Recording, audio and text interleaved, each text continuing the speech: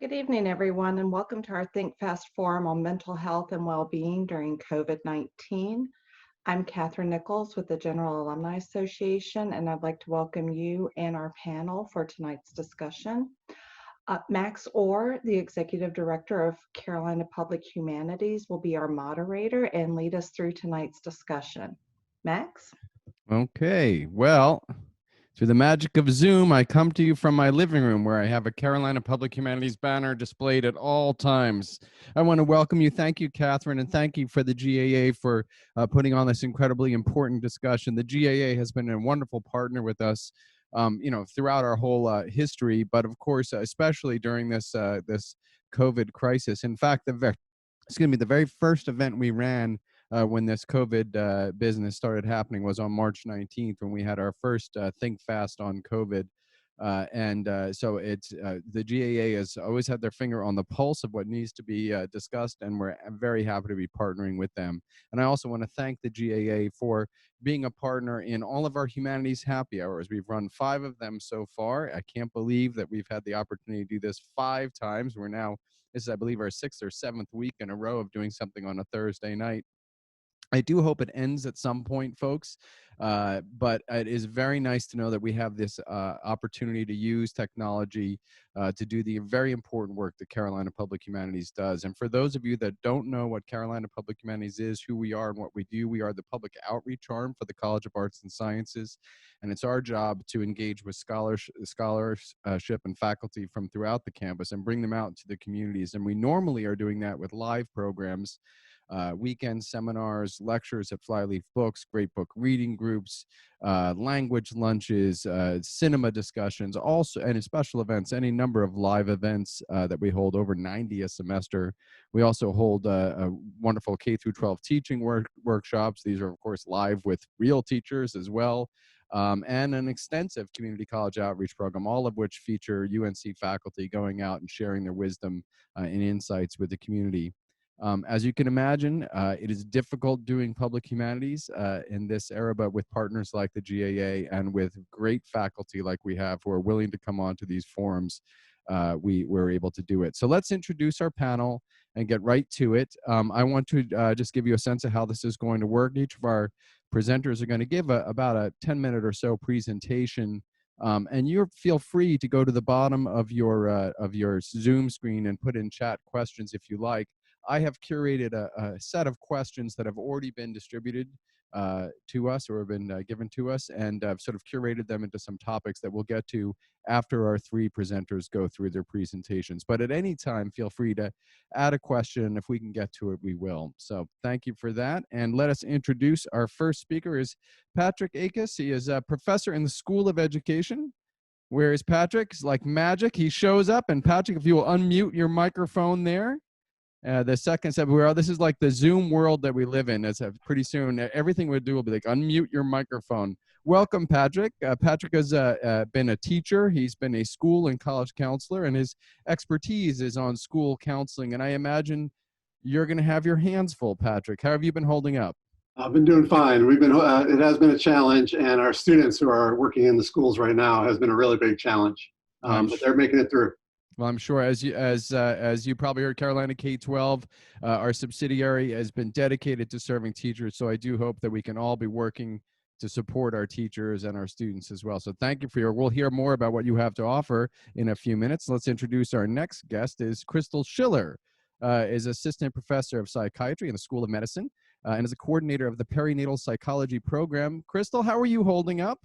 Doing well, thank you. Thank you. And I imagine, thank you for one thing you're also doing, and I want to hear a little bit more about this later in the day. You're also working right now helping healthcare workers who are contending with this COVID. And that's one of the things I think we know that our healthcare workers are out there. We're going out there on our balconies and cheering them on in cities, but thank you for doing the much more intensive personal work. And we look forward to hearing more about that and your perspective on this. Yeah, But thanks. You're holding up okay, though? I know you have younger children at home, and we'll be hearing more about what that's like from all of our presenters. But yeah, and you may be hearing them in the background, too. They're 3 and 6, so they can't really be coaxed into being quiet. Well, I can't prevent a cat from jumping up on the back of this chair every once in a while. So it's that's the beauty of this home production that we do. And finally, let's introduce, Krystal, we'll come back to you later when we do your presentation. And finally, let's introduce Mitch Prinstein. Mitch, come on out. There we go. The magic of technology. He just appears in his living room. And Mitch, if you will unmute your microphone, welcome. Thank you. Mitch, you are the John Van Setter's Distinguished Professor of Psychology, Director of Clinical Psychology, and the author of Popular. And the reason I bring that up, it's a wonderful book about teens and popularity. And it was just about one of the last programs we did with Carolina Public Humanities was your great talk at Flyleaf Books on your book. So it seems like a year ago, doesn't it? I know. It's definitely crazy. Well, I want to thank you for that. And I've been working ever since that talk on my likability. So I understand that's a very important characteristic to have. So I hope I can. I hope I can keep it up. It's going on. Well, and things are okay with you. How are you holding up in your home and everything? Holding up okay. The kids are doing their best. Okay, great. You're Max, if I remember correctly, right? You have a Max. Max turned 8 last week.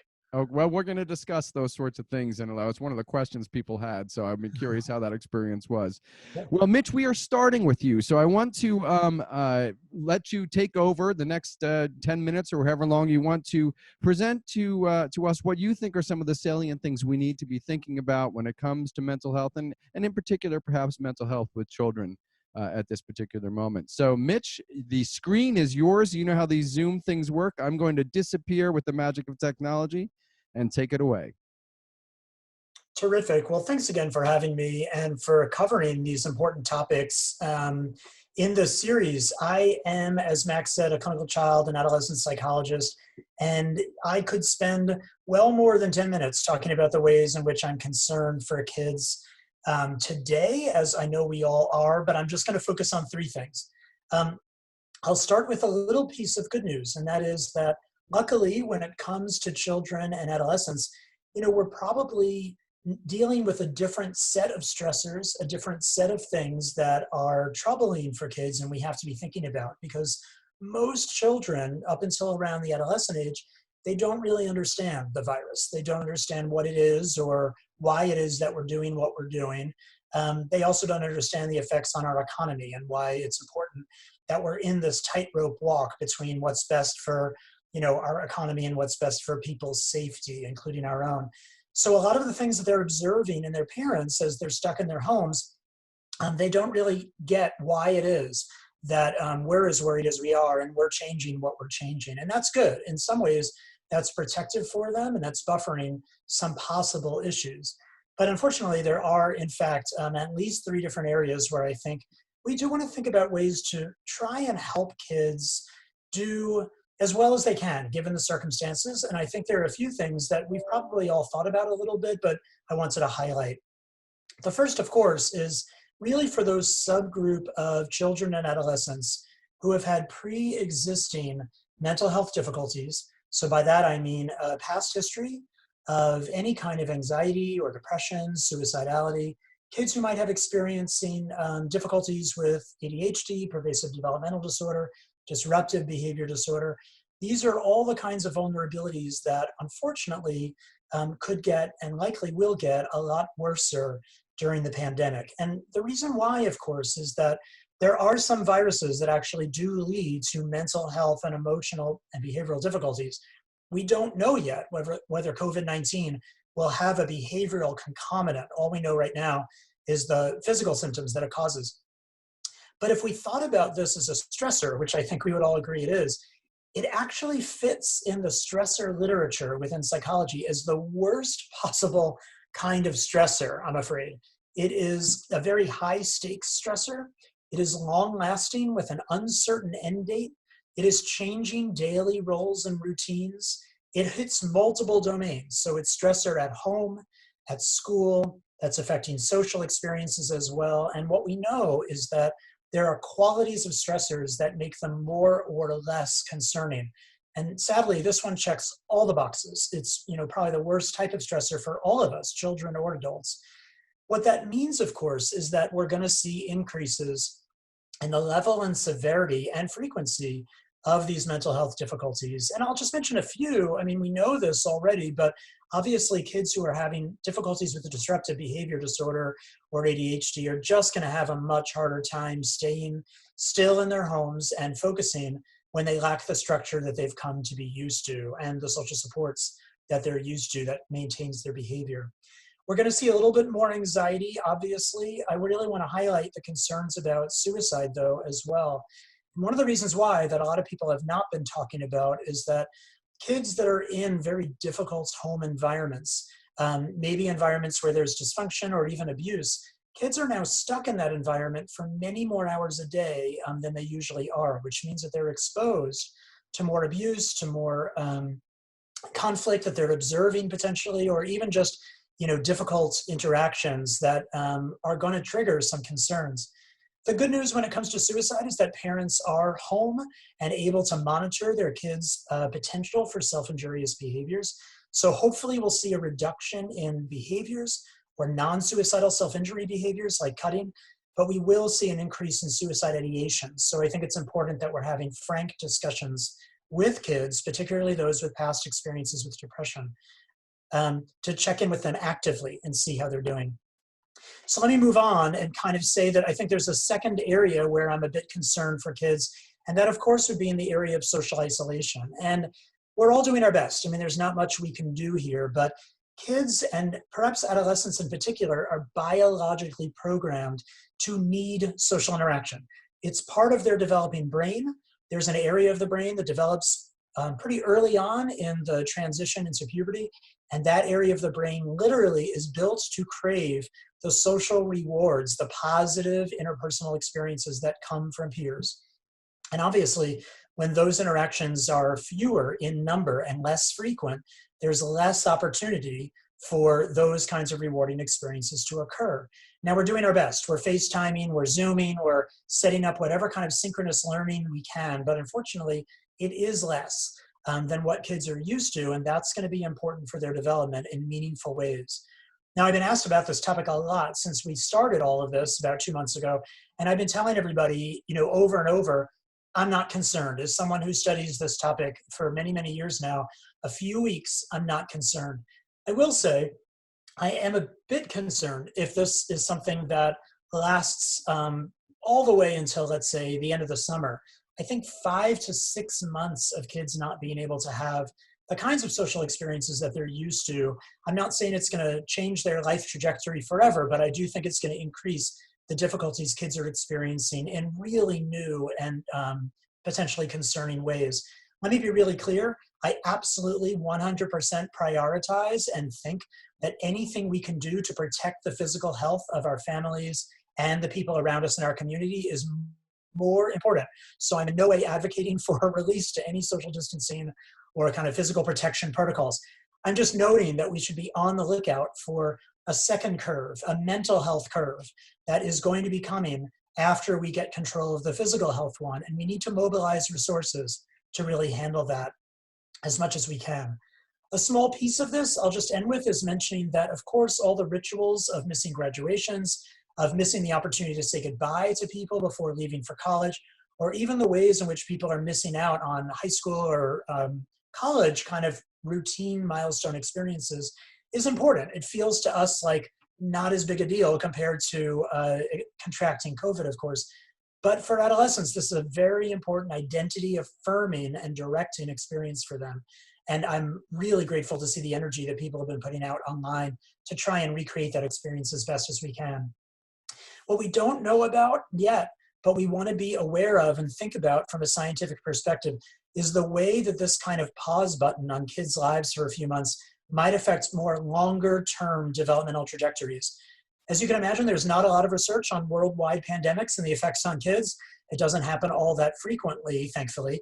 But what that means is that we don't exactly know what could be happening as a sleeper effect, maybe a year from now or 3 years from now, when this cohort of kids might have experienced this remarkable stressor that changed their trajectory across domains, educationally, socially, emotionally, behaviorally, and so on. So when the news media stops about COVID-19, that's when the concerns about mental health probably start in a way that no one's going to be talking about, sadly, because our Our nation doesn't tend to focus on mental health as much as it should, but it will be there and it will be important. And I really hope that dialogues like this will help people remain vigilant and empathic to kids who might be experiencing things over the long haul. I hope that that's helpful and not horribly depressing, which I realize it likely is, but hopefully it will stimulate some conversation, and I'm here to help in any way that I can. Thanks for the opportunity. Well, absolutely, Mitch. And, you don't have to hold back. We know that, we've been running Humanities Happy Hours, and we are not going to do this forum and pretend that this is a happy subject. This is a very serious subject. I'm really intrigued. I know how sad it is to see how many of the seniors that we're teaching in college are not, getting their graduation, and seniors in high school. But as the father of an 8th grader, I want to say the idea of missing the 8th grade graduation and then the transition to high school is a pretty severe one. And one that gives me some anxiety, and I know that she's thinking about it as well. So being aware that, that the big graduations are not just the only transitions that a lot of these kids are going through, transitions from elementary school to middle school, etc. So. That's exactly right. I mean, for them, it's not just the opportunity to celebrate the end of the year, but it's putting closure on relationships. It's starting new ones. It's kind of recognizing that there are ways in which they don't get that moment again. You can't say goodbye to those elementary school friends later in life in the same way. And, we just have to pay attention to that, do what we can to take kids seriously when they talk about those issues. Well, thank you for that, Mitch, and we certainly do. And we'll bring you back for more commentary when we get into our questions. And feel free. I mean, there's going to be so much bleed over, I'm sure, between our various presenters. So feel free to chime in with questions for anyone. But let's get to our second presenter right now. Is Krystal. We're going to bring Krystal back. I think I gave you the wrong information and told you to be going last, but you're going now, so we're jumping right into it. Krystal, I want to remind everyone, is assistant professor of psychiatry. And you've been working, helping us think about how we can cope with this. So I'm going to, as we did with Mitch, I'm going to turn it over to you, Krystal. So the screen is yours, and take it away. Great, thanks. So I'm really happy to be here today to contribute to this discussion. And I think you'll hear a lot of what Mitch already said reflected in what I'm going to talk about. So I was tasked with talking about sort of this crisis that we're facing through a social lens. So that's what I'll be talking about today. And I think it's really helpful to kind of look to the literature that already exists. And one of my favorite sort of uplifting authors for this time is Bren Brown, and she has said, "Connection is why we're here. It is what gives purpose and meaning to our lives." And I think nothing is more powerful than our relationships with one another, and it's really disrupted during this time. So that creates a whole cascade of changes in our lives and in our moods as well.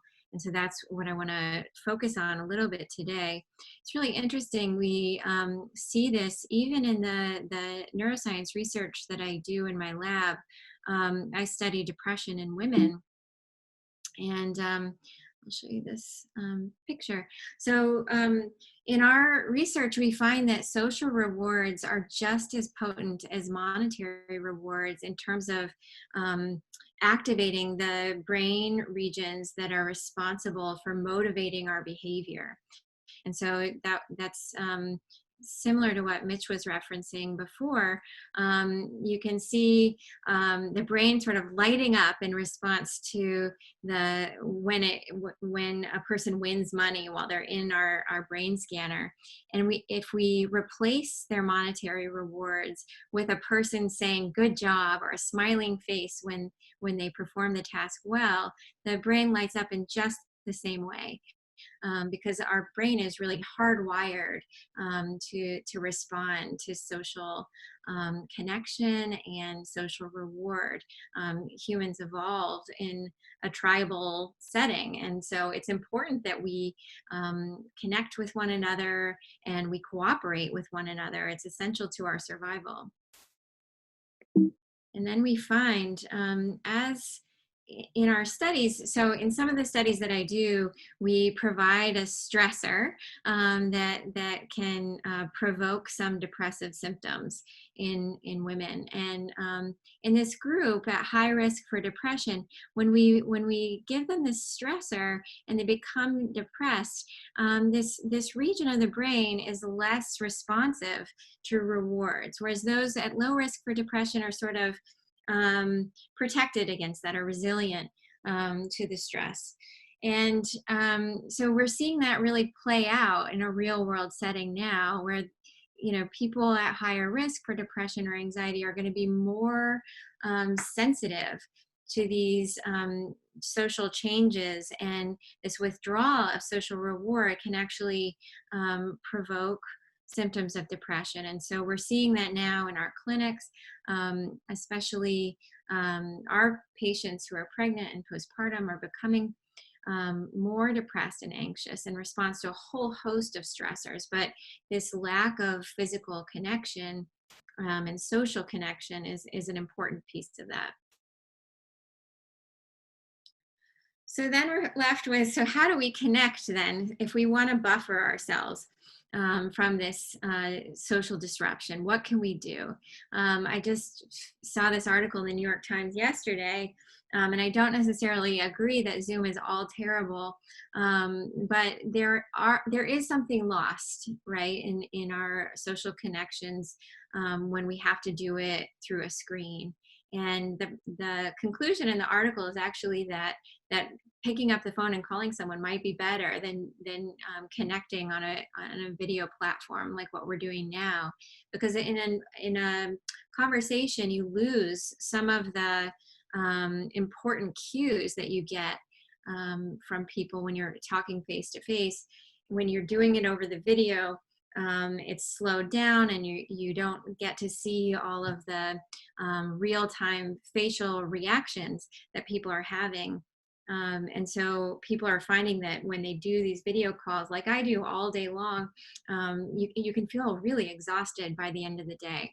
So in response to that, I think it's really important to reflect on why we're connecting, why we want to connect with other people, and with whom you most want to connect, right? So you may want to connect with your sibling, your child, your parent, your friend, and why you want to connect with each one of them may be slightly different. So for me, I want to see my sister's new baby. So doing that on a video platform is really important because I want to see his cute little face. And he has this like jumping thing that he's doing now. And so it's really cute to see this little baby jumping in this swing that he has. So for that kind of conversation, I want to do it over video so I can get to see him. But when I talk to my mom, I want to do it over the phone because there's such a richness of that fluid conversation happening in real time that I miss when I do it via video. So by starting with that reflection on why you want to connect and with whom you want to connect, then you can develop an approach that fits for that specific relationship. So I would encourage you then to brainstorm different options. If the person lives local, then having a social distancing walk, as so many of my neighbors are doing now, or a distant picnic with one another, which my kids have been doing with their aunt, versus a video call, a telephone call, just sending a simple text or email. And then there are a bunch of apps where you can do like a video party and play games with one another. Many of the people on my team who are about 10 years younger than I am have been doing this with their friends during this time, and they've really been enjoying it. So then I would encourage you to pick the one that best meets your specific goals for that particular relationship and your social connection needs. And then this important next step is to evaluate how you felt during the conversation. Did that mechanism for connecting really meet your needs? Or is there something that's still missing? And maybe you can get that from another relationship or connecting in a different way the next time. And so through going through this loop, this is important because this move to distanced connection is new. And so it may take a while for you to work out the kinks and find what works best for you and your communication partner. And so I just want to leave you with this image that comes from the Wall Street Journal. I just thought it was really important in sending this final message that it's really critical to remember during this time that physical distancing is not the same as social distancing. So yes, we have to be physically distant, but these social connections are more important than ever. So let's be creative about how to connect with one another so that we don't feel isolated, even though we're physically apart from one another.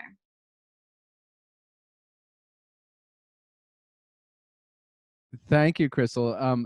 I agree. I think the funniest thing, I mean, you don't have to tell us that this is not exactly a normal conversation. I can say that I've met Krystal Schiller, but have I really met Krystal Schiller? I've met the 2D version of Krystal Schiller, but it's so not a substitute for a real conversation. And doing public programs, we miss so much just the feeling of when you're giving a presentation to see how the room is responding. And I'm teaching my courses right now, and I'm finding that lecturing to a screen and having it recorded is just taking anything that is alive out of what I normally do in front of my students. So definitely can appreciate that. We had one question I want to get to right now because it does tie to your work. I want to make sure I get the name right. Yes, it was Antoinette Mazzaglia asked about postpartum depression, about how the pandemic is playing. Certainly, I've heard people say things like this is an odd time to bring a child into the world. So is that a compounding factor in your own particular specialization? Yeah, it definitely is. And I think people, for a whole host of reasons, not least of which is that, in the hospital, there are visitation restrictions right now. So some women are giving birth alone. And that is definitely not, what they had envisioned for their childbirth experience. And so, yeah, that's a big part of it. And then also just being concerned about our world, and then this being specifically concerned about risk of COVID infection for the pregnant mother and the fetus and then the infant. So there's just anxiety from all different sources right now for our perinatal patients.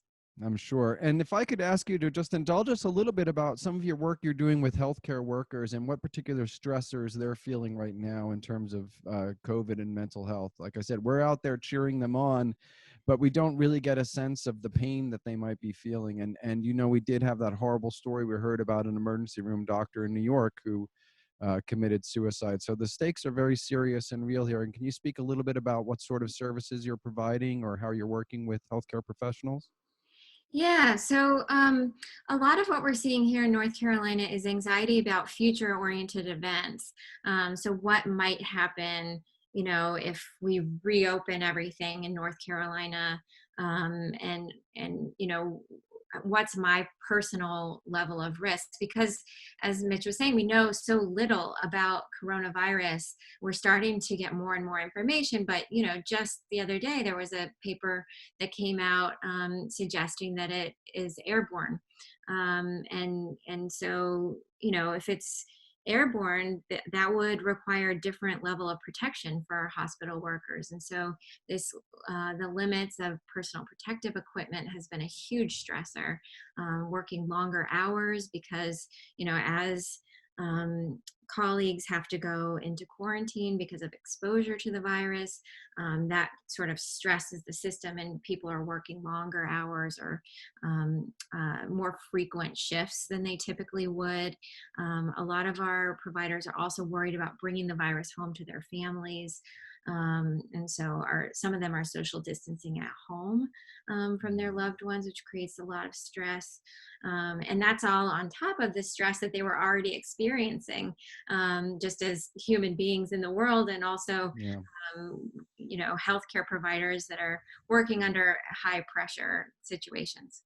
Yeah, I mean, I feel like, there are two groups of people. We'll talk more about teachers as well, but, these are people that were already overworked and often underappreciated, and are really now doing, teachers having to learn how to do all this stuff online, healthcare professionals working more hours with, trying to ad hoc equipment and whatnot. It's really an incredible stress on those particular fields. So thank you for your work in that. And we'll be bringing you back to talk more about. We've got lots of questions that I know you'll be involved in helping us get through. But let us bring up our next speaker. Where is he? Patrick? Hey, there he is. Hello, Patrick. I'm going to pull you up here so I can see you better. Patrick, how are you holding up? I'm doing really well. Thank you. Good. And we know that you're here to talk to us a little bit in your capacity in counseling. Certainly, you're going to give us some good advice, we hope. But I'm also very interested in learning a little bit about how how schools are handling this and whatnot. So I'm going to turn over the presentation to you, but I might have some follow-up questions for you. The Zoom is yours. Okay. Now, careful. Counselors don't give advice. They help other people reach their goals. So, I'm learning, and thank you for that. I bet that's the first thing you learn, isn't it? It's one of the first things you learn, because sometimes you have to figure out what works for other folks. So, absolutely. It's great to be here with y'all, and thanks, Max. I was asked to talk a little bit about well-being. So this might be a little bit of a shift from what we just heard. Maybe it'll bring us back to happy hour a little bit. So we'll see what happens. But as Max said, my background's in counseling. And for most of us in our field, we study and promote normal development and well-being. And we try to take the kind of work that Mitch and Krystal do to apply to our work in the field. So very valuable stuff that we try to apply, but we are really focused on normal development. And my particular focus has been on strengths-based school counseling, and then how people make transitions.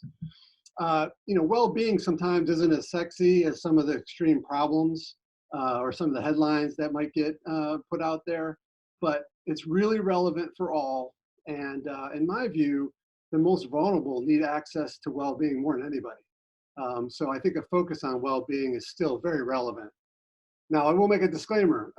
You've already heard about some really intense challenges ahead of us. And when we talk about well-being, it's important to note that baseline needs need to be met to be able to do some of this focus, things like food security and housing and such. So not ignoring that, I'm not naive to it, but I recognize I want to say that out loud. And I recognize anxiety is very high with some of the uncertainty. In fact, it's really clear with my teenage and young adult daughters. So I'm experiencing that quite a bit. But I will say challenge is part of the human experience. There's lots of evidence of resilience. And in fact, a lot of the happiness research tells us that even in extreme challenges, there's some variance in the level of happiness folks have and the benefits to that. So I'll go with well-being here. So let me start with saying, I'm going to borrow a lot from Martin Seligman. If some of you haven't heard of him, he was an American Psychological Association president, I think it was around 2000. He's often noted as the founder of positive psychology. That's kind of an unfortunate name because other psychology is not negative. All of it's critical and helpful, but that's the term that came about. And this should resonate because it's really based in humanism, in my view. So positive psych focuses on what is the good life look like, what is healthy. And again, Seligman kind of makes this point that it's not just the absence of bad, it's not a continuum, it's not opposite sides. It kind of has, positive psych has its own side of the world there. So one thing, again, disclaimer a little bit before too, I want to say well-being is not remediating problems, in my view, in the work that I do. It's also not preventing problems. You don't take a list of things like teenage pregnancy and then what do we do to prevent that? You're trying to focus in on not what people don't have or what's missing, but focus in on what you want. So a lot of the work with the counseling stuff is more focused on the present and future of what you're trying to do. And I think that some folks use the terminology flourishing as well. So let me show you what I think is one of the more popular and scientific definitions of well-being. And again, this is Seligman's work here, but it's this acronym of PERMA. So as you can see here, PERMA stands for positive, it doesn't have them all yet, positive emotions, engagement, relationships, meaning, and achievement. all come together to focus on this definition of what well-being is. So I'll go through each of these, give a little bit of example, a little bit more detail and example, and hopefully that'll be helpful to you. So the first one will be the positive emotion. Actually, one of Mitch's colleagues, Barbara Fredrickson, is really well known in this area, probably the most well known about it. She has a book called Positivity, and she has some really great research. One of them, I'll show you real quick, is this theory she has, or some evidence of this broaden and build theory. There's a lot to go into this, so you can look that up and find more information, or I can try to provide some information about it. But it's this notion that positive emotions really do allow you to take in more information and learn more even, and that broaden, it eventually builds more resources for yourself. So she has some lab studies that really show that this, the more you increase positive emotion, the better learning that can happen. There's a bunch of studies associated with health and other personal outcomes. So real clear though, it's not just let's think positive. That's not what it is. It's inducing genuine positive emotions. One of the more common things, and this is a suggestion I guess as I go through these, is more of an enjoyment or a gratitude journal. You've probably seen that there's a evidence-based intervention about, it's called 3 good blessings. So every night before you go to bed, you sit down and write down 3 things that went well for you that day and why. And there's really good evidence, or pretty good evidence, I think, that it helps with depression, increasing life satisfaction, just that simple task of doing that. For me, I took my family photos that have been sitting in the attic under dust and put those all together. Let me think about gratitude and really induce some of those positive emotions. I was listening to music. So my country music station was on before we came on, because that helps induce some positive emotion in me. So lots of good research around savoring, optimism, hope, but positive emotion with that first part of PERMA. Go to engagement. Engagement is about using your signature strengths. So again, I'll show you another resource on this. Let me see if I can find that for you. There is a instrument that is related to signature strengths that is called Values in Action. And so this resource here, you can see it has a free survey. It talks about the different character strengths and reports here. And I will share this link in the chat. But what it's trying to do is to show that when you do the assessment, you learn about your own authentic strengths. Now, the worry is sometimes I think these are like horoscopes, so you kind of read into what you think it's going to be. But the point here is when you find out what strengths you have, if you utilize those more, you're more living a more authentic life. You feel more fulfilled, and you might even feel in flow. You probably have seen this book called Flow, real popular concept where your attention is so deep into a challenge, and it's a challenge that's just right for you, that you lose sense of time and everything. That's full engagement there. So, again, it's how can you do this at home? Well, if you're curious, you're on this kind of webinar to learn. If humor is your signature strength, maybe you're providing that to friends and family. If it's spirituality, you pray. If it's leadership, you're involved in the community. Engagement, deep engagement can just come from a great conversation. So whatever it is that does that for you, gives you some flow, you try to put more opportunities daily in there for you. I won't spend a lot of time on relationships. Mitch and Krystal eloquently talked about that and how important it is. It's a really nice test right now for us with our families so close, our partners, our roommates perhaps. Krystal gave us a lot of ways to think about that. I'll show you another one real fast. That's called active and constructive responding. So this is sometimes we'll do this with clients. We talk about when someone gives you good news and you're having a conversation with someone that's important to you, how you respond makes a big difference in terms of the closeness and the development of that relationship.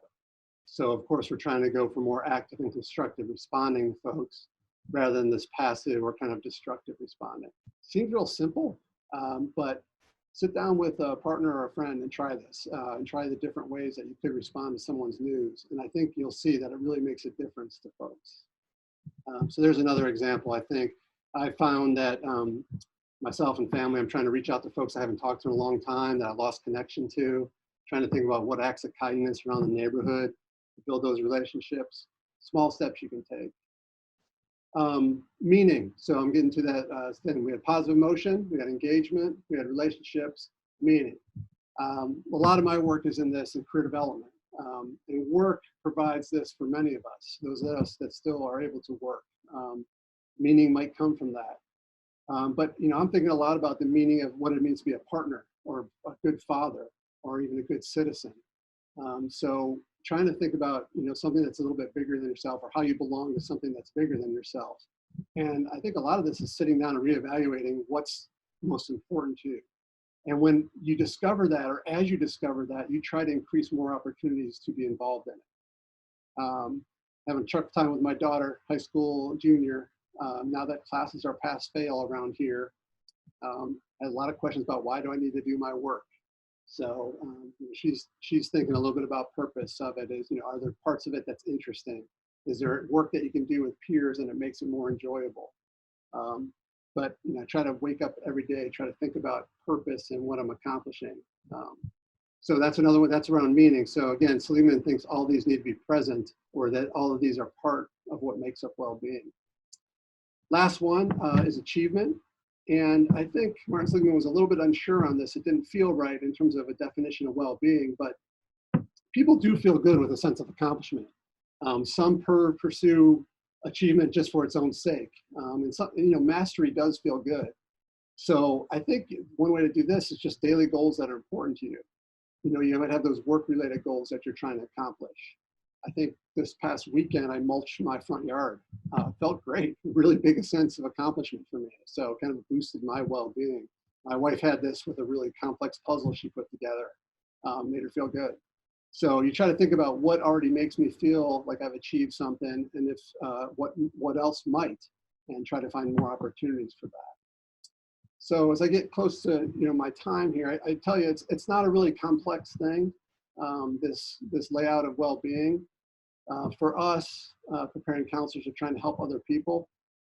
It's really getting folks to focus on well-being in times, especially like now, focusing on what is going well for them now and what they want to see happen, rather than the struggles that they're going through. It's a bit subjective. The well-being definition is more of a description than a prescription. But personalizing it for others and working with others on it is what makes this field so damn exciting and kind of intriguing. So just to conclude, boosting well-being is not going to get rid of COVID or the health and economic challenges ahead. But pervasive challenges like this require positive attention to what's possible and what's right within us and within society. So put that big perma across your fridge and think about it every day you wake up. That sounds fantastic. Thank you so much for that, Patrick. And we do try to keep our promises somewhat modest here. We don't promise we're gonna solve COVID for sure. I was struck by a couple things that you were saying. One of the things I think it's tough about engagement is some people have a sense of paralysis from all of this. And I'll just say personally, for me, I've said this to my colleagues before. I'm a very public person. I work at Carolina Public Humanities. I teach large courses. I'm constantly engaged with people, and I don't believe, like you mentioned, how some of these things kind of veer into horoscopes. But I'm an extroverted person, and I definitely feel like that is fueling me. And so I find it tough to engage with the sense that I'm not being fed the same sort of energy that I normally get that gets me to engage. I bet. The way I think I would talk to you a little bit about it is, you're doing these kind of things right here and engaging with others in different mediums. Mm-hmm. And what else does that engagement provide for you, a sense of connection or whatever it might be, and just try to explore other ways to do that in the limitations that we have. Just looking for, whether it's just people in your family or whatever it is, but the deeper emotional connections you can make might fulfill some of that. Again, I would try to get you focused in on what you can do more rather than what you're lacking. But that's hard for people to do, especially when stuff has changed so dramatically. That's right. But I'm not on the couch, so we don't have to get too much into my particular circumstances. But one other thing I wanted to say, and I think it's really interesting about the engagement and the sense of achievement and whatnot. How do you balance? Sometimes I've heard this a lot. People are feeling a pressure to produce. Like now that we are in this situation, that you can get to that thing that you haven't done before, and that's causing some people some anxiety. So how do you balance this sort of well-being with this feeling that, I should be doing something for my well-being, or pressure to produce? Yeah, there was a lot of debate about whether physical health should be in the definition of well-being too. But I think just getting a great night's sleep, it would be accomplished. I think is an accomplishment for a lot of folks. And I think, those are the kind of things that would provide some balance, some mindfulness type of work. Those are, in my view, accomplishments. And, sometimes especially when I work with youth, like K-12 students, a lot of their goals are somebody else's goals that they're trying to implement. Mm-hmm. So, you have a lot of these shoulds that you think you should do, but they're not musts. And, you want to kind of focus in on what really goals are meaningful to you. And when they are meaningful to you, I don't know if the pressure's there. I think there's just, more interest, engagement, that flow happens when they're truly your goals. Yeah, great. Well, thank you for that. And I want to now invite Krystal and Mitch back onto the screen if they want to undo their videos, and then we'll have a true, I don't know if it's a round table or a square screen, but whatever it is, here we are all together. And if you will go ahead and all unmute your microphones. And the first thing I want to just invite any of you to comment on what your other co-panelists have said, if there's anything that struck you about what they had mentioned, or particular aspects of this topic. Any thoughts? Because I have plenty of questions for you. Yeah, I was just going to say that the sense of accomplishment, so we focus on that in a kind of psychotherapy called behavioral activation therapy. And you can improve your mood in that type of treatment modality by connecting with others, finding pleasurable activities that you enjoy, and sort of reflecting on a sense of accomplishment. And when people are feeling really anxious or down, that can be something really small. So you wouldn't necessarily even need to mulch your whole front lawn. Maybe you don't have the energy for that right now. That sounds great. I certainly wouldn't be out there doing that. But some of our patients who are more depressed get a sense of accomplishment from putting their feet on the ground in the morning. Or brushing their teeth. Mm-hmm. And so I think there's a wide range of accomplishments that we can have during this time, and we may need to scale it back a bit given the current circumstances. Yeah, for sure. I think that's definitely true. With my adolescent, I'm finding that not really being motivated by this. So a wonderful student in class, but not motivated by this at all. And a person who would get up early is now getting up later and whatnot. And so that sense of engagement is certainly waning.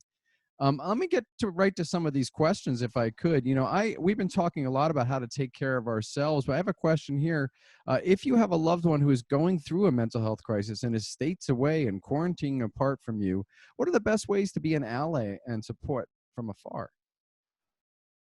I think it's important. It's a great question. And I think it's important to have regular check-ins with people that you're concerned about, whether by email or some way, with video capability is really important. But I think it's absolutely essential to have direct conversations about mental health. So rather than kind of listening to their mood and saying, well, they sound okay, so kind of just, straightforward ask, are you feeling depressed? Have you been feeling anxious? How is your mental health right now? How are you dealing with stress? And do you think that you're handling it as well now as you were a week ago? And even going so far as to say to someone that there's a concern about, have you been thinking about hurting yourself or ending your life? The truth is, a lot of people are very grateful that someone has opened the door to that conversation because they're a little bit scared about how they can do so or what the reaction would be if they did so. So if there is a concern, direct, clear communication is very important at this stage. Have we noticed, this is another question, I'm just going to paraphrase it. Have we noticed an increase in mental health services or calls on mental health services, crisis lines, emergency rooms for mental health care? Do you have any information on that, whether those have gone up? Yeah, so it's a little bit tricky, right? Because when it comes to private practices and outpatient therapy, anecdotally, there is discussion of people taking advantage of the new telehealth guidelines which lets people in most states now able to provide services over the phone and even across state lines. So there's a lot of people taking advantage of that now, and there's of course more flexibility for scheduling. On the other hand, when people are experiencing severe difficulties, they would normally call 911 and go to the emergency room. And for reasons we can imagine, people are much more hesitant to do that today. They don't want to burden healthcare workers who might be otherwise, dealing with COVID, and they might be scared of going to a hospital where they could get, they perceive, more exposure or infection. So we're seeing fewer emergency services being used, which kind of really underscores why we need to be having these conversations clearly, I think. And I'll tell you, Max, too, in the K-12 arena, that the districts are having a little trouble transitioning to how counselors can work with students, working through some of the legal aspects, how they talk to parents about it, what if there is a suicidal student, of how to deal with that. Students that I'm working with, they're having trouble kind of navigating that space. And then when they do get into telehealth or they're doing some meetings via Zoom, that's a learning curve for a lot of folks in the helping profession. It's a little steep on that, but they're just not having a whole lot of access to kids, or kids are just not responding right now in terms of K-12. That's a very interesting transition, because I have a question here. I was wondering how I was going to get this question in, but I'm very interested in it, and I think it's perfect because you're talking about doing this very sensitive work at home. And the question is, how do you separate work time from personal time when you work from home? And I'm going to add my own little spin on that, is to say, work brings up its own stressors, right? So how do you keep your work stress out of your home stress? That's my own addition to that question. Any advice from you three on that? I mean, one thing that I found that works for me is I get up and get ready just as if I was going to go to work. And then I have my designated space where I do work. And it's like the most horrible setup from a sleep hygiene perspective, because my desk is in my bedroom. But that practice of getting up and getting ready and getting my, work clothes on really seems to help. Mm-hmm. Yeah, even though I am teaching asynchronously, I still have my office hours at the time that we meet for class. So it does. And believe me, I would love to sleep in if I could, but we have. So I'm going to just transition right now to Krystal, because you have younger children. And this question is for the parents in the group with little ones, 2 to 4 years old. I know you have a child a little older than that. What are some tips to help maintain some normalcy and routine at home for the children, given that they've been used to routine so long at school or at their child care facility? Yeah, we've been trying to maintain some semblance of a routine. We keep the same wake time and bedtime each day, and same meal times, same types of foods to the extent that we can, just because those schedule markers really seem to help kids have a sense of normalcy and just self-regulation. So that's really been helping at our house.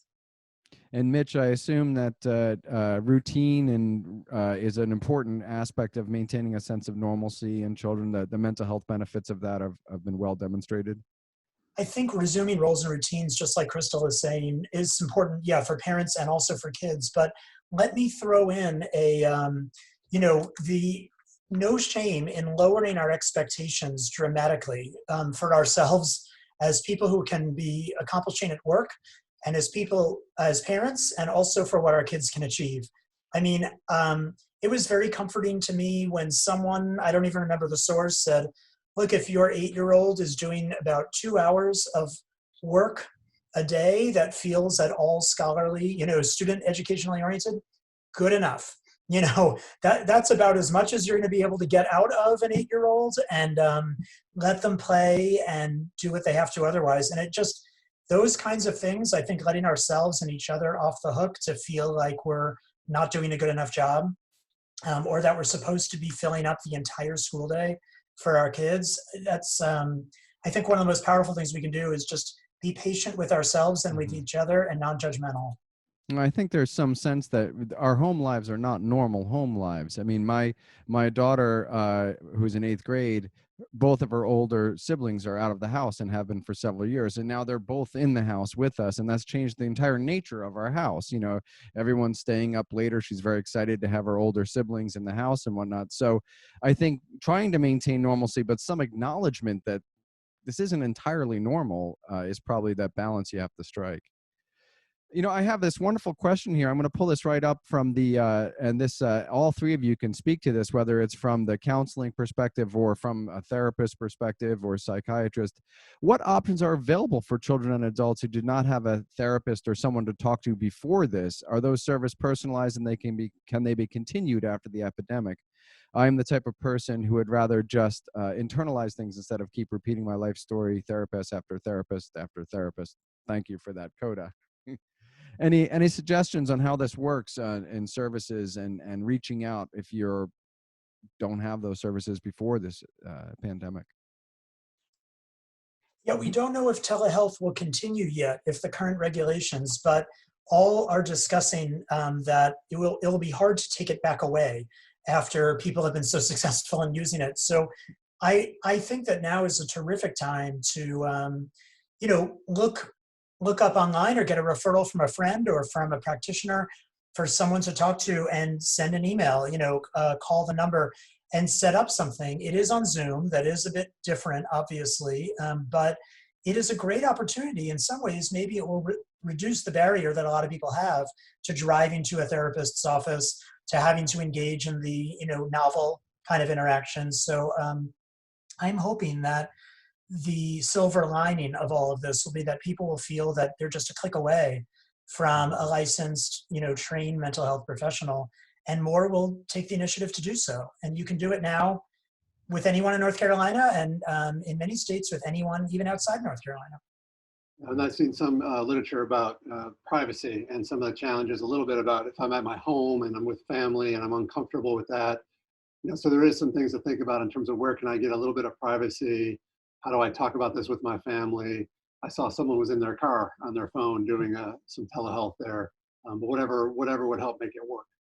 I can imagine, Patrick, that school counselors are themselves needing a lot of help right now to figure out how do you handle an influx of students with a lot of ambiguity about what's going to happen in the future and whatnot. So do you have any anecdotal evidence about the school counselors and whether they've been inundated with more requests, or is there a playbook that they're using?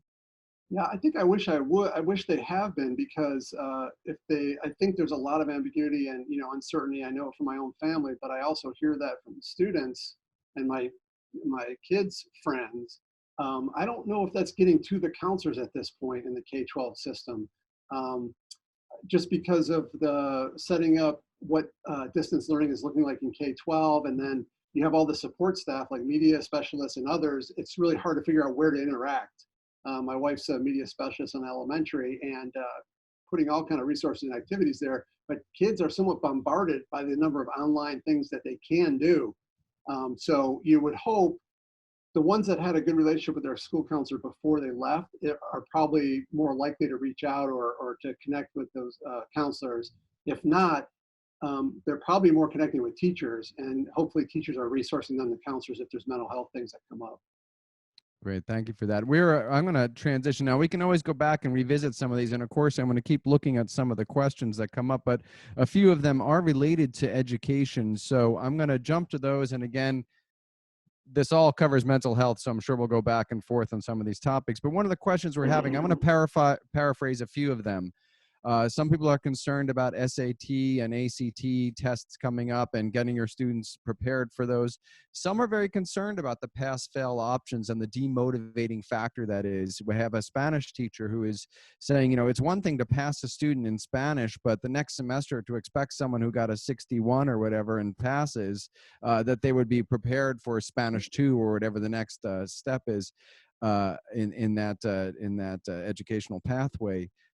Any thoughts about how do students stay motivated, and in terms of education, both from a child psychology standpoint, maybe from also a counseling standpoint? And anyone can answer. Yeah, I mean, it's going to be really hard to keep kids motivated right now for so many reasons. And at home we're using phone calls with friends, as we're interspersing that with every exercise and worksheet that they do. So we're going back and forth between a social activity and academic activity, and go outside and get a physical exercise activity, and we're doing our best. Today the North Carolina Senate opened the door for schools starting a week early. I wonder if there will be catch-up camps, next summer of 21. If the school districts will change the way in which they're teaching next year, I'm not in on those dialogues, of course, when it comes to the K through 12 public school. But I think it's important for parents and kids to remember it's not just them; it's everybody. It's everybody in the country experiencing the same difficulties with motivation, the same lags in their educational progress. They're getting the same pass-fails on their transcripts. So, the way that we're all going to be evaluated and needing to learn is going to be different for all of us. And it's not just our kid that's falling behind. Yeah, very interesting. I was just going to add that I think I saw recently out in somewhere in California, one of the large school districts there said they haven't even connected with 50% of the students. So it's not a lone motivation. They don't even know where they are or have had any contact at all. So a lot of folks have been talking about how it's going to exacerbate gaps in educational achievement. I think, again, I'm going to go for this well-being thing and think about present and future. I'm going to maybe, like Mitch is saying, remove some of my expectations of what should happen or be ready for next year, and take your elementary kids out and go find a caterpillar and learn about caterpillars and talk about them, what they do and what they look like and why, and find other ways to learn where the kids do have motivation. I'm trying to work that out with my daughter doing Minecraft and doing some of her gaming with friends online. There's some motivation there, so I'm trying to figure out how can I capitalize on what she's interested in and do some learning there. So, I might, don't let my K-12 colleagues hear this, but put aside some of that K-12 work and really focus in on where there's some motivation for learning. And there's so much strength in experiential learning anyway, taking the students out of the classroom. It's, to me, one of the things I'm hearing as well, and I guess Mitch and Krystal could speak to this, and this is some students face a lot of social anxiety in the classroom. And I'm hearing from very few people about a reverse effect where they're feeling like my student is kind of actually maybe even thriving. But I've also had another comment that said that was early on, and now we're finding that student, whether they had social anxiety in the classroom or not, are still missing something, and it's beginning to affect them. Can you speak a little bit to this odd dynamic in that I have heard some students say, or some parents say, my student actually really prefers this whole thing without all of the excess baggage of school? So we conceptualize, emotional and behavioral health difficulties for kids as being kind of a goodness of fit scenario. So it's sometimes that there's a way in which the environment and the kid either fit well together or don't fit as well together. The truth is we don't tend to try kids out in a whole bunch of different environments. We get them in one school or one home, and that tends to be where they stay for most of their childhood. So it is absolutely possible that there are going to be some kids where suddenly we're in a situation where they're in a different environment and we learn, wow, actually this really works for them and this is good. So that makes perfect sense. And at the same time, kids that were previously flourishing might show difficulties, and we can all hope that we are in this artificial environment for as little as possible, and for those kids, they'll get back to where they're used to. But I think the interesting thing is that we're in the process of a natural experiment that we never asked for, where we might learn some things about what works for kids and how can we extract the lessons for what's happening now and carry that through.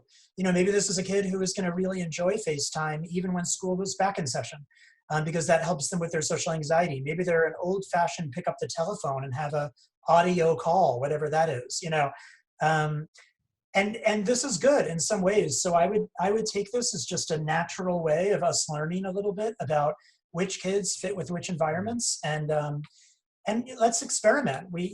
All signs suggest we have several more weeks to go at least. So, unfortunately, we don't have a lot of control in this situation. So again, low expectations. If your child doesn't have a good week or two, then try something new. Because it really is about searching for what fits each child. There's no absolute right or wrong. Krystal, do you have anything to add on to that comment?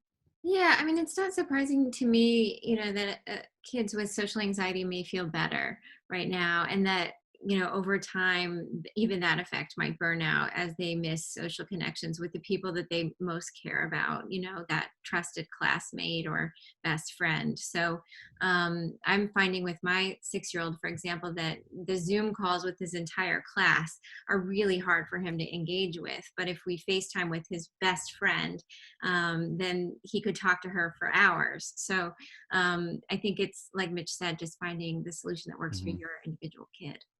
And I do, go ahead, Patrick. I was just going to add, Mitch said some stuff, I think 2 things that were really important to keep in mind, and maybe we reframe it as low expectations as just different expectations in terms of the context we have. But I heard Mitch say a couple of times, maybe Krystal too, about control. And that's a little bit of it too. With this lack of control we have over a lot of things, refocusing on what we do control will help us quite a bit.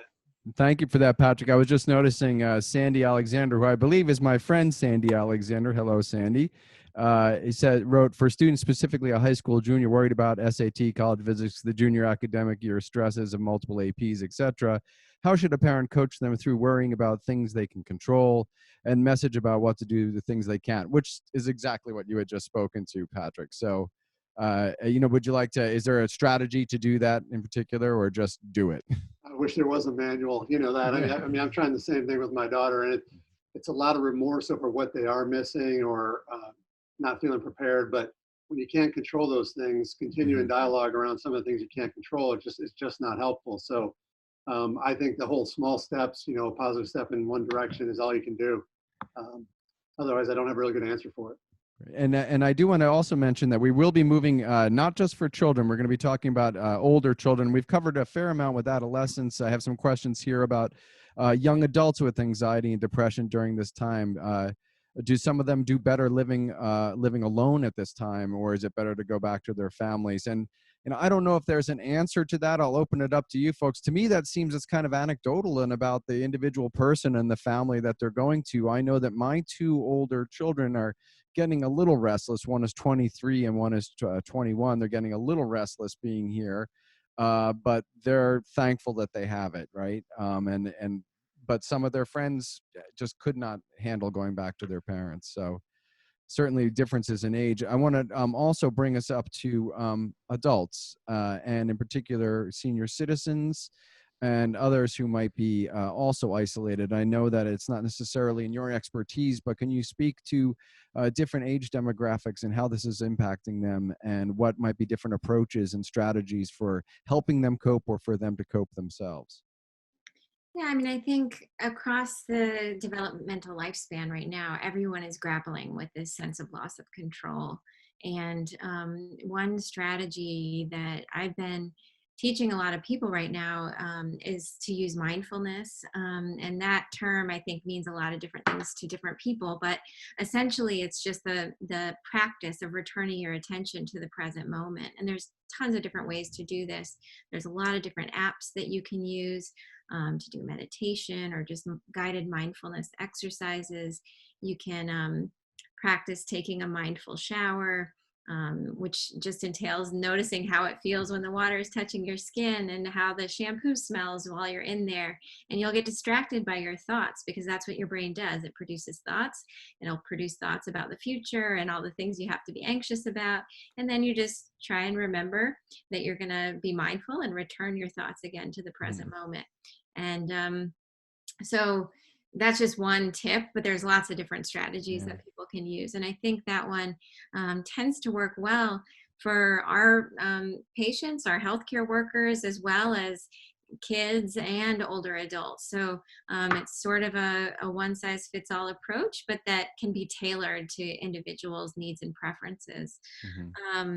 But yeah, I mean, I think there's a lot of social isolation among our aging population, and it's really scary for them because they're at the highest risk of a bad outcome from the virus. So, I think the burden of this pandemic is really falling on their shoulders right now.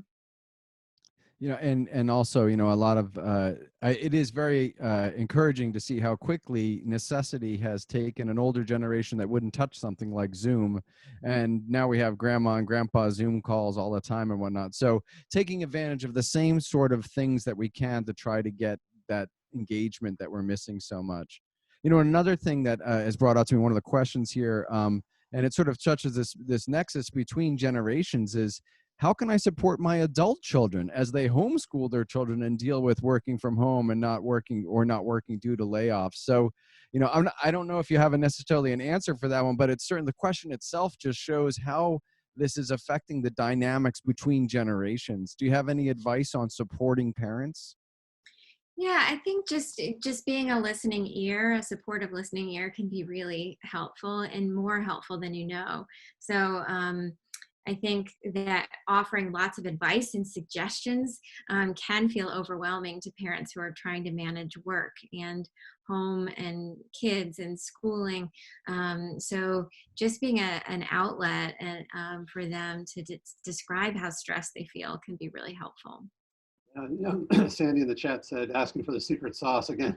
It doesn't exist, or else we would tell y'all. But Oh, it has to be the same Sandy that we're talking about, then, isn't it? It is, Sandy. I see it. But that I think to add to Krystal's, I think asking your adult children what went well for you today. You know, what went well with your children today. I think asking those things, how did you make that happen? How did it feel? Who noticed? There's a counseling thing called solution focus therapy, where you focus on the exceptions to the problem and finding out what things went well and why, and trying to do more of it. So I think that's a fair way to talk with your adult children. Great. I want to move to this whole topic has been very serious. These are some of the grimmer aspects of this that we've been seeing with these isolation. This is a question that we had from before the panel started. Isolation is one of the gravest warning signs of addiction. Meetings are central to recovery, and now that they are prohibited except online, which is not the same, this pandemic is hitting the recovery community very hard. Has anyone thought about this issue or have any suggestions? You know, it's kind of a joke. A lot of people are talking about, and there's anecdotally, it's true that alcohol sales are going out the roof right now. And it's kind of a joke about, like, you know, when this is the only time you can drink wine before 6 p.m. or, you know, all these jokes people are saying. But certainly people are self-medicating, and people that have serious addiction problems, I think this is a crisis moment for them. Can you speak to some of these issues? I mean, I don't have a lot to add, except that, you know, this is a tremendous stressor for people who are at risk, including those in recovery. And so, you know, as Mitch was advocating for before, approaching this with empathy is probably the best thing that we can all do, rather than with judgment, you know, which often comes into the equation when thinking about substance use. This is a really difficult mental health problem that people are facing. And so thinking about how to support those in your life that you know with this, and also thinking about for yourself, you know, if you're feeling compelled to drink, think about maybe why that is, you know, and what you might choose instead to relieve stress in that moment. I think there's obviously nothing wrong with having a glass of wine at the end of the day, but if you're finding that your drinking's out of control, you know, insofar as you're having trouble controlling what or how much you're drinking, that would be a time to reach out for help. Well, there certainly is a sense when the world gets out of control or falls off its normal rails that people search for normalcy, and they often will turn to the wrong things. I just want to be clear that this is a seltzer water that I'm drinking here, folks. So, you know, this is, go ahead, please, I was Mitch. just going to say, you know, we see people around us who are losing their jobs, and there are people who are getting sick and they're on ventilators. And we look at our own lives, and if we're very lucky, then we spend all day talking about how we may still have things to do and we're healthy and we feel privileged. And it's very hard to remember that even though that's true, you are in the midst of an extremely severe stressor. Even if you're healthy, even if your family is healthy, even if you're sitting on the couch all day long playing games with your children or watching Netflix, you are experiencing a severe stressor. And that's hard. We don't think of it that way. No one is yelling in our ears. No one's burning our house down. And if we're not experiencing anything that we see other people on the news experiencing, we don't let ourselves imagine that it's stress. We just spend all day realizing how lucky we are. But I think if we reframe it, I think if we recognize in one another that even sitting on the couch all day watching Netflix while you have a job is a major stressor, it allows us to look at our interactions with everybody and with ourselves in a very different way. And to really be approached towards, I need to be taking care of myself. This is the best I can be doing right now. And I agree with everything that, Patrick and Krystal, are saying. We need to recognize all of the risk factors for people who are experiencing difficulties. And we need to have direct conversations, and we need to do everything we know. And the suggestions for behavioral activation and mindfulness training and everything are spot on. But that doesn't just apply to the people who have an overt, tangible stressor. That's for all of us. And it's tricky. It's tricky to be able to hold both of those cognitions in your head at the same time. I'm lucky, I'm privileged, I'm healthy. And yet this is extremely difficult, and it's a stressor, and I need to treat myself like I'm recovering. Mm-hmm. Well, it's again, people joke about it all the time, but I know that there are a lot of people suffering, and there's a lot of also grim situations. And this is, again, I call this the acute problems. And this is a question that came also before the event. Have incidents and reports of domestic violence increased with COVID, and what impact has the crisis had on the delivery of services? I don't want to, if you're not an expert on those particular delivery of services, I'm sure you can speak to the stressors that lead to domestic violence in these types of situations. Yeah, we're definitely seeing increasing domestic violence in our perinatal population. And, as Mitch said too, for children, this is a difficult time if home is a dangerous place. So, for our patients at UNC Hospital, we have the Beacon program, which is a fantastic program that any patient within the UNC system can access. If you just Google UNC Beacon, the number comes up, and there's a team of social workers there that can guide people through getting to safety.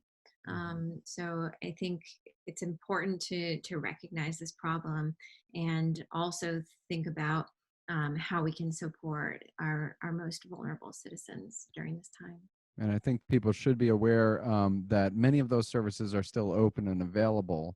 And the assumption is that some people are saying, well, there's nobody to call because everything is closed down. So please contact those services that provide safety for you if you're in that type of situation. I love to take questions that come from left field, and I know that I can count on my colleague, Chair of the Faculty and Director of Carolina Public Humanities, Lloyd Kramer, to come up with a left field question. So here we go. Lloyd Kramer asks, do people in the United States have a particular problem with the current uncertainties because Americans have always believed that all problems have a solution? People in other cultures don't have the same attitude. That was a question at the end of that, or do they? So jump in with both feet. Lloyd throws the tough ones at you. If I say anything, it will be horribly political and one-sided, so I'm not going to say anything. I mean, I think that this is a common problem that we see in our patient population, and communication between the women who are getting therapy in our program and their partners. Because oftentimes when you see a person in distress, you come in with a whole bunch of solutions right out of the gate.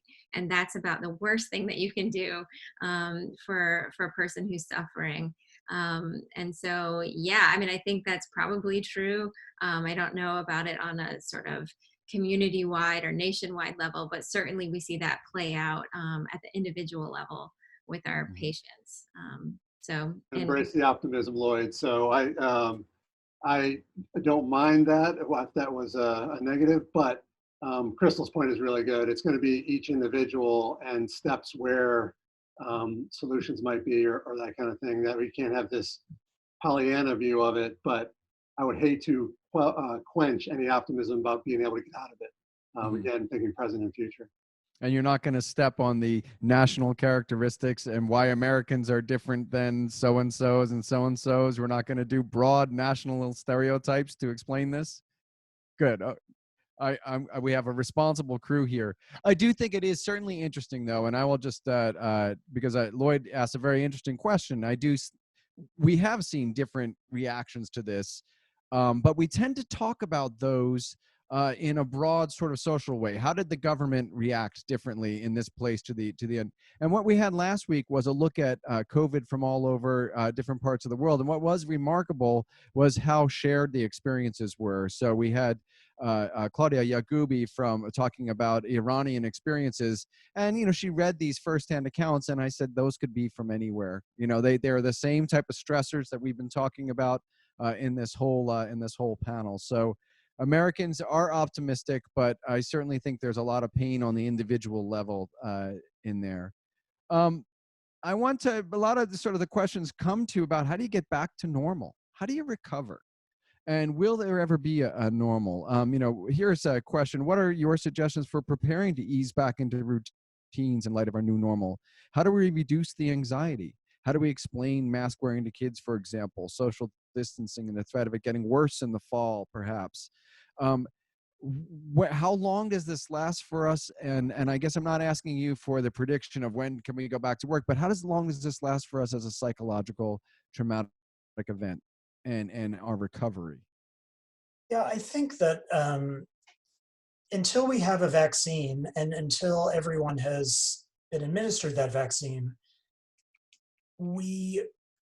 I suppose no one at this point is talking about maintaining the stay-at-home orders and keeping school and work canceled until that point. By all measures, that's a year, 18 months off, and people are talking about resuming things before then. But as long as we don't have a vaccine, that means that we are going to have to assume some level of risk. And one of the things that's going to be challenging for us when we go back to normal is to start learning where is our risk tolerance as a society, but also for ourselves individually. And the truth is, we may have to go outdoors or go into a situation that presents a little bit of risk. And we're going to have to make individual decisions about how that feels. For some people, they'll be willing to take it, and some people they won't. I think going back to normal is going to have to require respect and a lot of tolerance for individuality. Some people will not want to accept any risk, and people's thresholds will be different. So I think for some time, there will be people who don't return to social gatherings or don't want to shake hands or don't want to go to classes or concerts or whatever it is. And we need to start figuring out how to be tolerant so we don't penalize people for what might be appropriate reactions or reactions that for them make sense. So I hope that our new normal will be one in which we have a lot more respect for each other's differences in how we handle risk-taking. I would just offer too, like Max and Mitch both said, a new normal, right? I think if you're trying to think about, I'm going to go back to the way it was, that would not be a helpful mind frame. That maybe approaching the new situation with a sense of discovery, what's possible there, rather than reflecting on what I lost, I think will be much better. Planned transitions, moving from middle school to high school, starting a new job. There's a little bit easier because you can prepare a bit.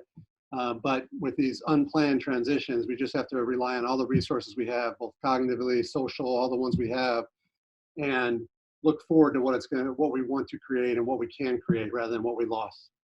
So, Patrick, I'm going to stick with you for a moment. I have a question here about how can K-12 educators plan to support students when they return to physical school environments? What behaviors, structures, and attitudes will be helpful? Are there things that we retain from this COVID experience that will be implemented in the school? That's interesting. I'm not sure. There's talk about the hybrid kind of delivery in higher ed. I'm guessing there's going to be some sort of hybrid delivery in K-12 as well. That works differently in high school as it compares to elementary, and what's possible. I heard staggered, things. So there's a lot of different maturations that could happen in K-12. I think the teachers and the staff at the schools, the best thing they can do again is help them bridge. Where do we, what do we miss that we weren't able to cover at that certain point? I think there's going to be review parts. I think they're going to have to start back from where they left off. I think if you think about elementary, all the behavioral routines that people were used to is again going to be new. And the way we deliver them, if it's mask or reduce attendance or staggered days, is going to be new anyways. So it's just starting from scratch and realizing that there's a learning curve there and taking time with it.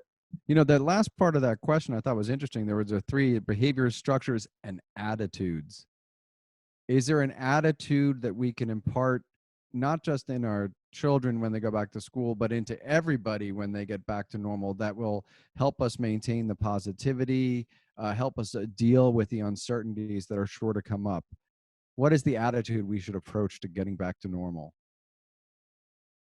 I think curiosity and just taking it moment by moment, right? I mean, I think where we get into trouble now and probably also in the future is when we try to plan, for distant events in the future that we just can't predict right now. And so if we can return our attention to what is in front of me today or what is in front of me in the next hour, that can be a really helpful approach. And I think that's going to be the same as things begin to reopen and we find this new normal together. Great.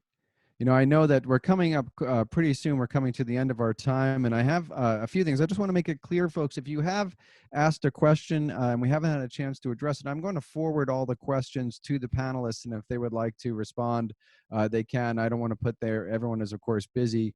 We've done our best to try to get to as many of the topics as we can, and we hope that your topics have been addressed, if not necessarily your very question. I also know that you 3 are not the people who are going to decide when we can all get back together again. And I've gotten a lot of questions like that.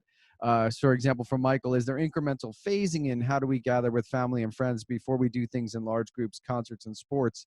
I'm going to just take that question and turn it a little bit and say, is there a priority of how we should think about the people that we should engage with and how we start to do this?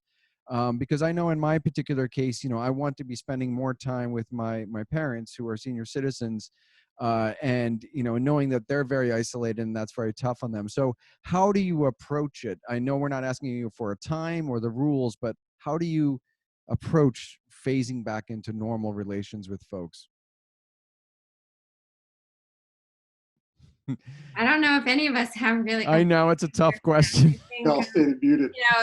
Similar to what I presented in my slide, I think it's important to be intentional about it, to think through, what are those most important relationships, not just to you, but to your family, to your kids, and then prioritize those first.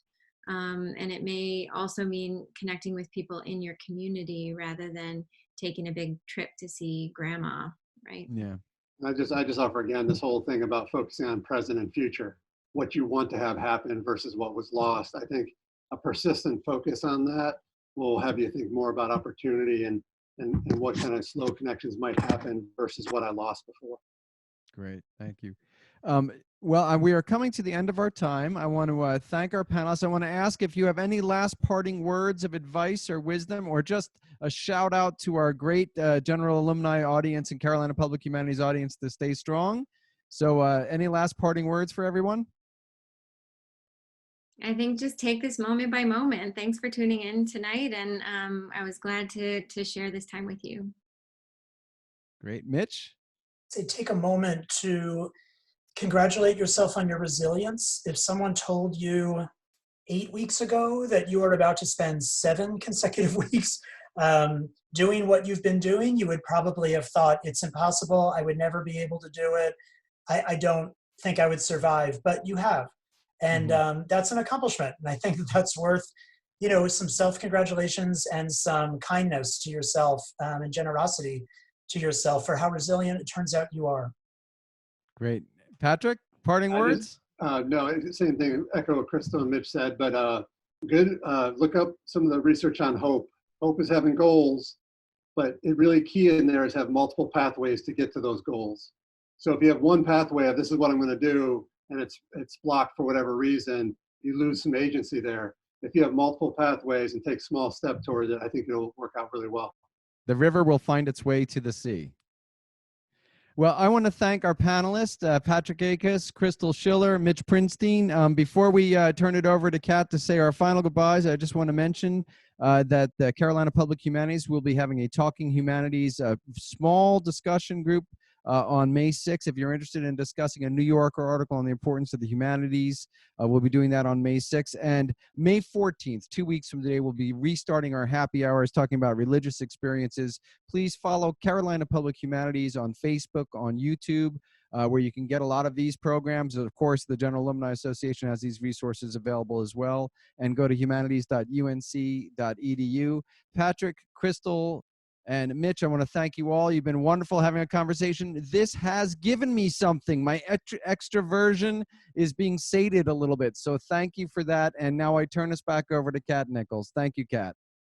Thanks to all of y'all for a really great discussion. I'm sure many of our audience members enjoyed it. Shout out to Paul Benici, who is managing things behind the scenes. An email will go out with links to the recording, and I'll follow up with the panelists to get some information, the resources that they mentioned. And thank y'all for joining us tonight. Thank you, Kat. It's always a pleasure. Goodbye, everyone. Everyone take care.